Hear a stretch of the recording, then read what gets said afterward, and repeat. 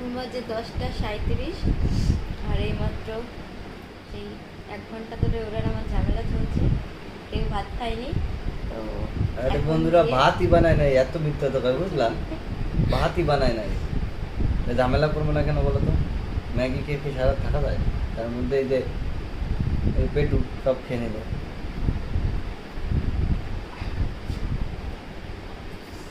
গরম কি বাবা, গিলে খাইছো?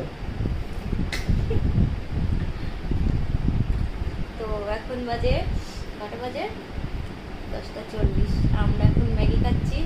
ঝামেলা টামেলা হওয়ার পরে আমি গিয়ে ম্যাগি বানালাম। একটা বানিয়ে নিছো? হুম, হুম? হ্যাঁ, তাও তো হয়ে গেল কি করে? তাই কই ম্যাগিটা বাড়ি গেল তোমরা? তো বন্ধুরা আমরা এখন ম্যাগি খেতে থাকি। গুড নাইট বন্ধুরা।